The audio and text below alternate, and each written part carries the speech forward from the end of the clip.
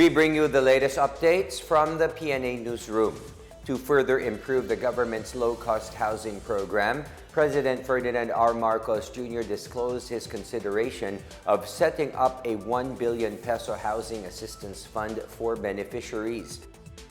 Marcos made the announcement during a walkthrough of the Batasan Development Renewal Plan and the groundbreaking ceremony for a housing project under the Pambansang Pabahay para sa Pilipino housing program in Batasan Hills, Quezon City. He stressed that the creation of sustainable human settlements will aid his administration in creating better, more resilient, and more equitable communities. Two 33-story buildings with a combined 2,160 housing units will be constructed as part of the first phase of the development of the Batasan area. The plans include the use of the lot's ground floor for the improved Batoda terminal, the biggest tricycle operators and drivers associations in the Philippines. The government is committed to secure the needed housing interest support for 2023. I now call, kaya nandito, tiniyak namin nandito si Speaker, para dahil I now call on Congress for your support, including housing interest support, as part of the regular appropriations for the succeeding year. Bukod pa ron, pinag-aaralan namin ni Secretary Jerry Acusar ang pagtatayo ng subsidy fund para dito sa ating housing program. Meanwhile, the Philippine government continues to set its tone in upholding the rights and safety of overseas Filipino workers. This as the administration plans to hold bilateral discussions with Kuwait to examine the existing labor agreement following the death of a Filipina overseas worker. President Ferdinand R. Marcos Jr. personally visited the bereaved family of 35-year-old Julie B. Ranara in Las Piñas yesterday. The president vowed to provide assistance to the family as well as proper legal actions on the matter. Migrant Workers Secretary Susan Ople, Senator Mark Villar, Las Piñas City Representative Camille Villar, and other officials joined the chief executive during his visit. DMW Undersecretary Hans Leo Kakdak earlier said the National Bureau of Investigation, or NBI, would conduct an autopsy on Ranara's remains. Ranara's body was reportedly burnt in a desert in Kuwait last week.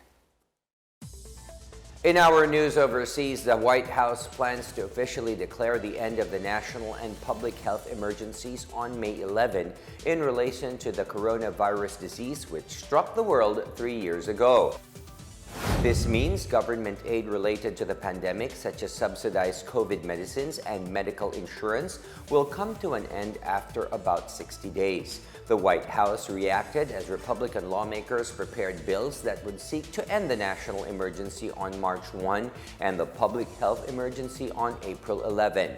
In a statement, the White House said that abrupt cancellations of the two emergencies would have significant impacts on the U.S. health system and government operations. The delay is also to give the government time to control the inflow of immigrants at the U.S.-Mexican border, which may increase again once emergency declarations are lifted. The federal emergency declarations took effect last January 2020 under former President Donald Trump.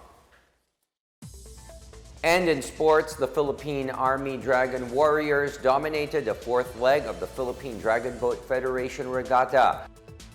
The Army won in the 200-meter women's small boat, 200-meter standard mixed board, and 200-meter standard open boat categories in the competition held in the Dolomite Beach in Manila. This victory marked the Dragon Warriors' clean sweep of the PBBM Regatta, which resumed last year. The earlier Army led a successful campaign at the Mayor's Cup Spring Festival Dragon Boat Race held in Cagayan de Oro City. The paddlers ruled the 1,000-meter Catch the Rabbit Tail Standard Mixed Crew, 300-meter Standard Mixed Crew, and the 300-meter Standard Open Crew categories. The Dragon Warriors have been a powerhouse team since it debuted in the local dragon boat scene in 2010. Among their biggest wins were gold medals during the International Dragon Boat Federation-sanctioned World Dragon Boat Championships in 2014 and in 2016. And that is the latest and the biggest stories from the PNA Newsroom. For more news content, visit our webpage or head on to the Philippine News Agency's Facebook and Twitter accounts. We are also shown on the social media pages of the Presidential Communications Office and on Radio Pilipinas RP1. Stay tuned for more news updates. I am William Theo. We tell stories that inspire change. Good afternoon, everyone.